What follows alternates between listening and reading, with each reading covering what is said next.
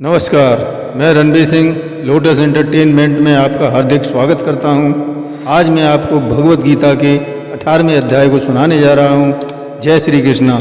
उसके उपरांत अर्जुन बोला, हे महाभाव, हे अंतर्यामिन, हे वासुदेव, मैं संन्यास और त्याग के तत्व को पृथक पृथक जानना चाहता हूँ। इस प्रकार अर्जुन के पूछने पर श्री कृष्ण भगवान बोले, हे अर्जुन, कितने ही पंडित जन तो काम्य कर्मों के त्याग को संन्यास जानते हैं और कितने ही विचार कुशल पुरुष सब कर्मों के फल के त्याग को त्याग कहते हैं, तथा कई एक विद्वान ऐसे कहते हैं कि कर्म सभी दोष युक्त है, इसलिए त्यागने की योग्य है, और दूसरे विद्वान ऐसा कहते हैं कि यज्ञ दान और तप रूप कर्म त्यागने योग्य नहीं है।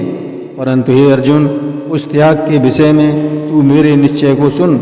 हे पुरुष श्रेष्ठ, यह त्याग सात्विक, राजस और तामस ऐसे तीनों प्रकार का ही कहा गया है, तथा यज्ञ दान और तपरूप कर्म त्यागने की योग्य नहीं है, किंतु यह निसंदेह करना कर्तव्य है, क्योंकि यज्ञ दान और तप यह तीनों ही बुद्धिमान पुरुषों को पवित्र करने वाले हैं। इसलिए हे पार्थ, यह यज्ञ दान और तपरूप कर्म तथा और भी संपूर्ण श्रेष्ठ कर्म आसक्ति को और फलों को त्याग कर अवश्य करने चाहिए। ऐसा मेरा निश्चय किया हुआ उत्तम मत है। और हे अर्जुन, नियत कर्म का त्याग करना योग्य नहीं है, इसलिए मोह से उसका त्याग करना तामस त्याग कहा गया है।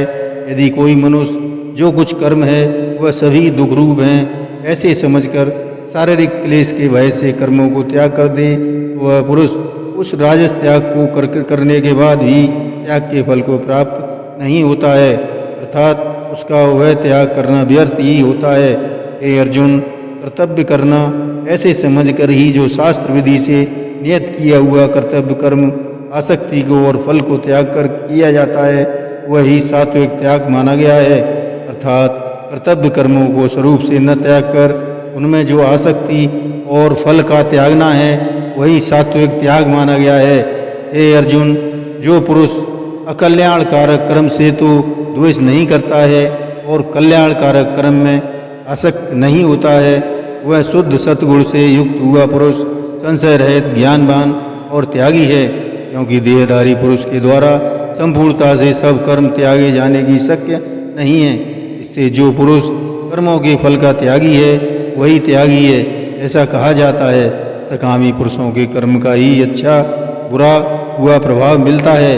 ऐसे 3 प्रकार का फल मरने के पश्चात भी होता है, और त्यागी पुरुषों के कर्मों का फल किसी काल में भी नहीं होता है, क्योंकि उनके द्वारा होने वाले कर्म वास्तव में कर्म नहीं हैं। हे महाभाव, संपूर्ण कर्मों की सिद्धि के लिए अर्थात संपूर्ण कर्मों के सिद्ध होने में यह 5 सांख्यिक सिद्धांत में कहे गए हैं, उनको तू मेरे से भली प्रकार जान। हे अर्जुन, इस विषय में आधार और कर्ता तथा न्यारे न्यारे करण और नाना प्रकार की न्यारी न्यारी चेष्टा एवं वैसे ही 5वां हेतु देव कहा गया है, क्योंकि मनुष्य वन वाणी और शरीर से शास्त्र के अनुसार अथवा विपरीत भी जो कुछ भी कर्म आरंभ करता है उसके ये 5 ही कारण है।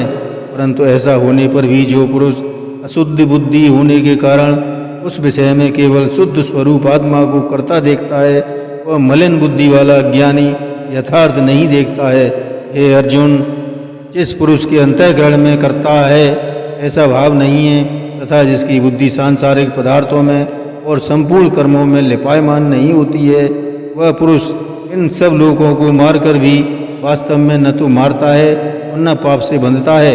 हे भारत, ज्ञात, ज्ञान और ज्ञेय यह तीनों तो कर्म के प्रेरक हैं, अर्थात इन तीनों के सहयोग तो कर्म में प्रवृत्त होने की इच्छा उत्पन्न होती है, और कर्ता, करण और क्रिया ये तीनों कर्मों के संग्रह हैं, अर्थात इन तीनों के सहयोग से कर्म बनता है।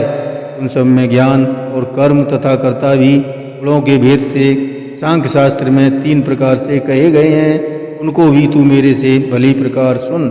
हे अर्जुन, जिस ज्ञान से मनुष्य पृथक पृथक सब भूतों में एक अविनाशी परमात्मा भाव को विभाग रहित समभाव से स्थित देखता है, उस ज्ञान को तू सात्विक जान।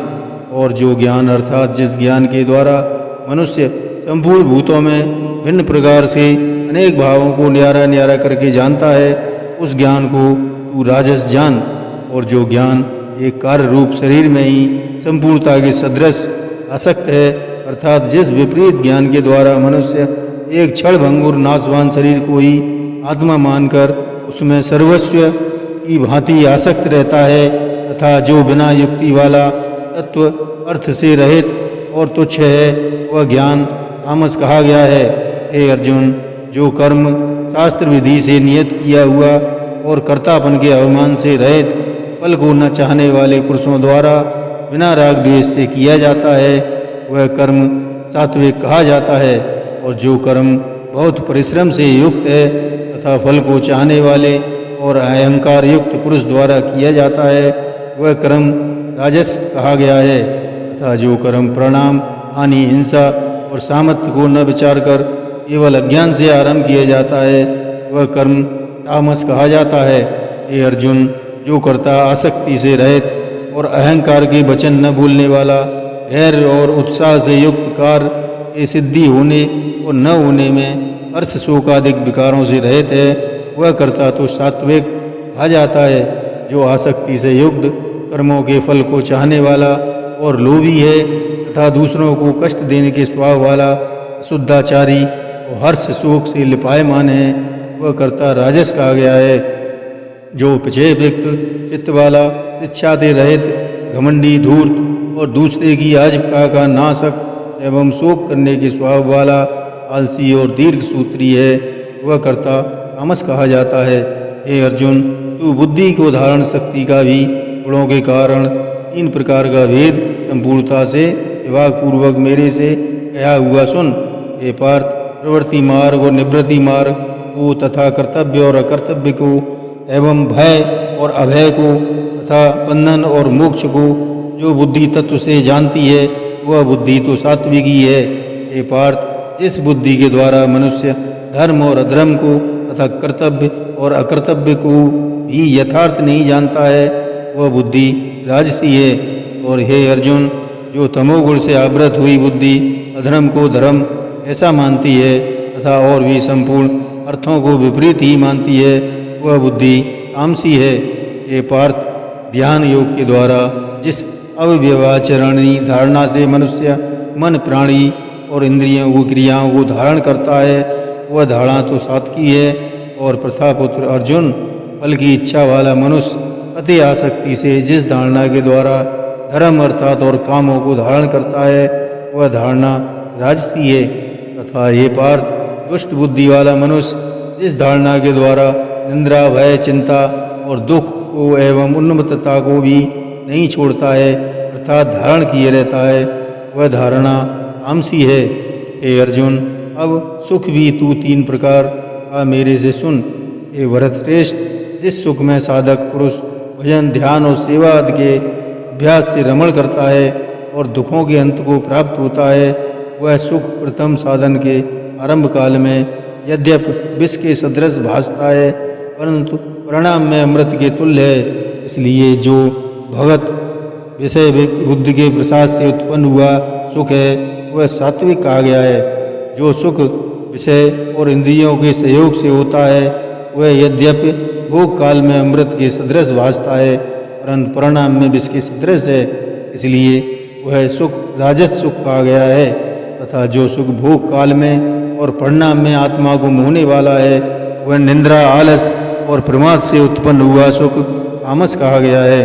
और हे अर्जुन, पृथ्वी में या स्वर्ग में अथवा देवताओं में ऐसा वह कोई भी प्राणी नहीं है जो इन प्रकृति से उत्पन्न हुए तीनों गुणों से रहित हो, क्योंकि यावन मात्र सर्व जगत त्रिगुणमयी माया का ही विकार है।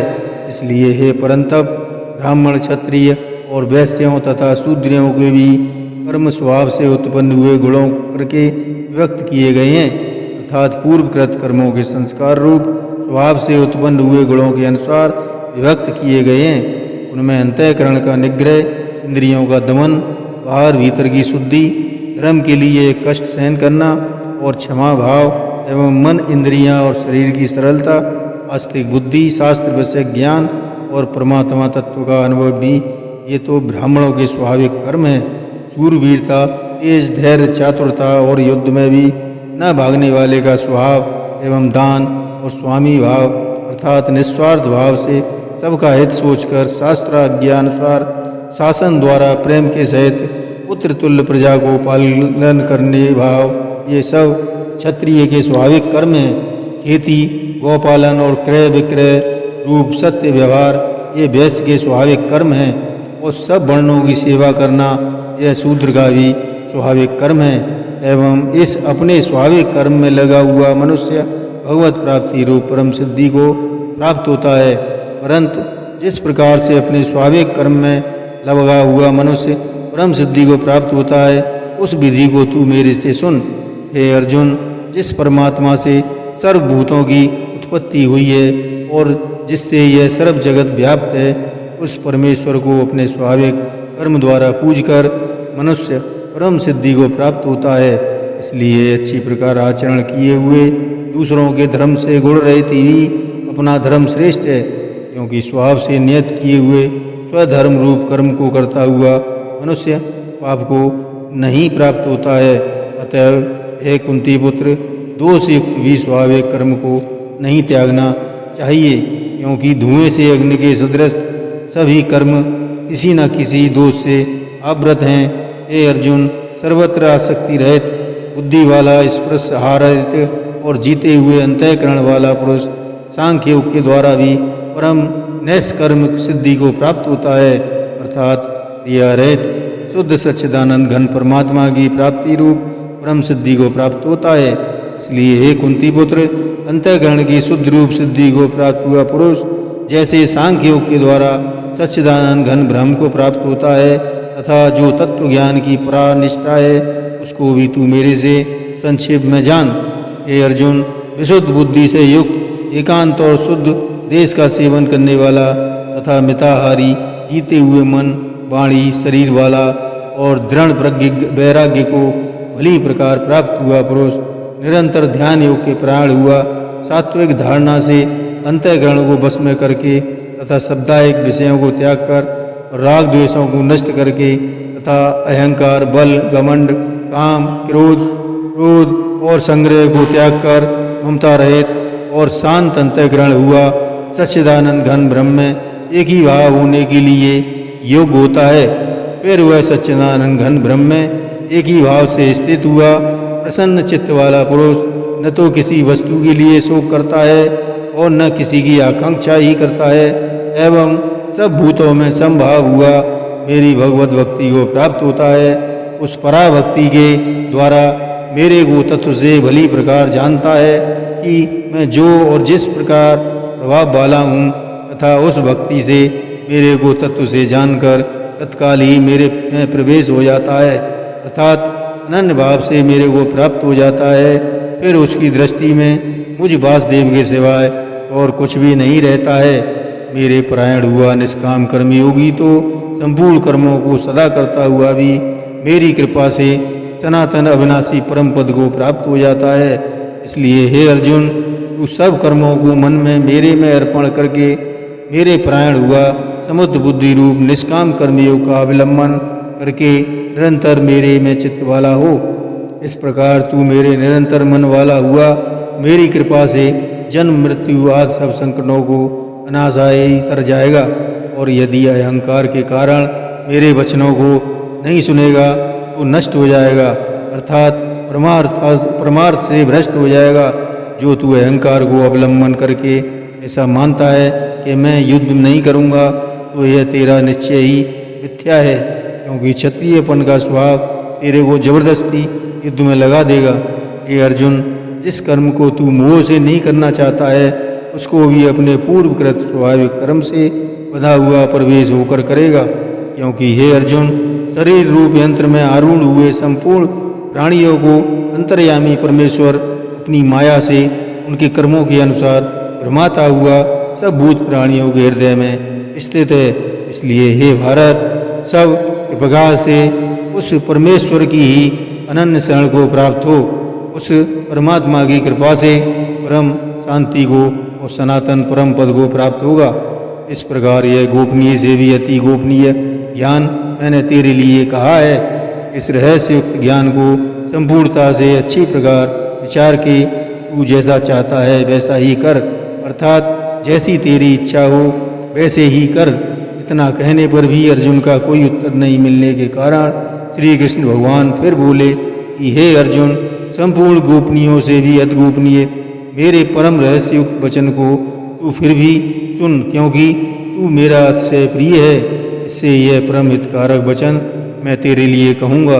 हे अर्जुन, तू केवल मुझ सच्चिदानंद घन वासुदेव परमात्मा में ही अनन्य प्रेम से नित्य निरंतर अचल मन वाला हो और मुझ परमेश्वर को ही अतिशय श्रद्धा भक्ति सहित निष्काम भाव से नाम और गुण प्रभाव के श्रवण कीर्तन मनन पठन पाठन द्वारा निरंतर भजने वाला हो, तथा मेरा शंख चक्र गदा पद्म और क्रीट कुंडल आदि भूषणों से युक्त पीताम्बर वनमाला कौस्तुभ मणिधारी विष्णु का मन वाणी और शरीर के द्वारा सर्वस्व अर्पण करके अतिशय श्रद्धा भक्ति और प्रेम से केवलता पूर्वक पूजन करने वाला हो, और मुझ सर्वशक्तिमान विभूति बल ऐश्वर्य माधुर्य गंभीरता उदारता वात्सल्य और स्वहृदयता आदि गुणों से संपन्न सबके आश्रय रूप वासुदेव को विनय भाव पूर्वक भक्ति सहित साष्टांग दंडवत प्रणाम कर। ऐसा करने से तू मेरे को ही प्राप्त होगा। यह मैं तेरे लिए सत्य प्रतिज्ञा करता हूँ, क्योंकि तू मेरा अत्यंत प्रिय सखा है। इसलिए सर्वधर्मों को अर्थात संपूर्ण कर्मों को आश्रय को त्याग कर केवल मुझ सच्चिदानंद घन वासुदेव परमात्मा की ही अनन्य शरण को प्राप्त हो। मैं तेरे को संपूर्ण पापों से मुक्त कर दूंगा, तू शोक मत कर। हे अर्जुन, इस प्रकार तेरे हित के लिए कहे हुए इस गीता रूप परम रहस्य को किसी काल में भी न तो अपरहित मनुष्य के प्रति कहना चाहिए और न भक्ति रहित के प्रति तथा बिना सुनने की इच्छा वाले के ही प्रति कहना चाहिए, एवं मेरी निंदा करता है उसके प्रति भी नहीं कहना चाहिए। परंतु जिनमें ये सब दोष नहीं है ऐसे भक्तों के प्रति प्रेम पूर्वक उत्साह के सहित कहना चाहिए, क्योंकि जो पुरुष मेरे में परम प्रेम करके इस परम रहस्य गीता शास्त्र को मेरे भक्तों में कहेगा, अर्थात निष्काम भाव से प्रेम पूर्वक मेरे भक्तों को पढ़वाएगा या अर्थ की व्याख्या द्वारा इसका प्रचार करेगा, वह निसंदेह मेरे को ही प्राप्त होगा। और न तो इससे बढ़कर मेरा अतिशय प्रिय कार्य करने वाला मनुष्यों में कोई है, और न इससे बढ़कर मेरा अत्यंत प्यारा पृथ्वी में दूसरा कोई होवेगा। तथा हे अर्जुन, जो पुरुष इस धर्म में हम दोनों के संवाद रूप गीता शास्त्र को पढ़ेगा अर्थात नित्य पाठ करेगा, उसके द्वारा मैं ज्ञान यज्ञ से पूजित होऊंगा, ऐसा मेरा मत है। जो पुरुष श्रद्धा युक्त और दोष दृष्टि से रहित हुआ इस गीता शास्त्र का श्रवण भी मात्र करेगा, वह भी पापों से मुक्त हुआ उत्तम कर्म करने वालों के श्रेष्ठ लोगों को प्राप्त होगा। इस प्रकार गीता का महात्म कहकर कृष्णचंद्र आनंद कंद ने अर्जुन से पूछा, हे पार्थ, क्या यह मेरा वचन मैंने एकाग्रचित से श्रवण किया है? और हे अर्जुन, हे धनंजय, क्या तेरा ज्ञान से उत्पन्न हुआ मोह नष्ट हुआ? इस प्रकार भगवान के पूछने पर अर्जुन बोला, हे अच्युत, आपकी कृपा से मेरा मोह नष्ट हो गया है और मुझे स्मृति प्राप्त हुई है, इसलिए मैं संशय रहित हुआ स्थित हूँ और आपकी आज्ञा का पालन करूँगा। इसके उपरांत संजय बोला, हे राजन, इस प्रकार मैंने श्री वासुदेव के और महात्मा अर्जुन के इस अद्भुत रहस्ययुक्त और रोमांचकारक संवाद को सुना, कैसे कि व्यास जी की कृपा से दिव्य दृष्टि द्वारा मैंने इस परम रहस्ययुक्त गोपनीय योग को साक्षात करते हुए स्वयं योगेश्वर श्री कृष्ण भगवान से सुना है। इसलिए हे राजन, श्री कृष्ण भगवान अर्जुन के इस रहस्ययुक्त कल्याणकारक और संवाद को पुनः पुनः स्मरण करके मैं बारंबार हर्षित होता हूँ, तथा हे राजन, श्री हरि के इस अति उत्तम अद्भुत रूप को भी पुनः स्मरण करके मेरे में अत्यंत महान आश्चर्य होता है और मैं बारंबार हर्षित होता हूँ। हे राजन, विशेष क्या है? यहाँ योगेश्वर श्री कृष्ण भगवान हैं, जहाँ गांडीवधारी धनुषधारी अर्जुन हैं, वहीं पर श्री विजय विभूति और अचल नीति है, ऐसा मेरा मत है। जय श्री कृष्ण।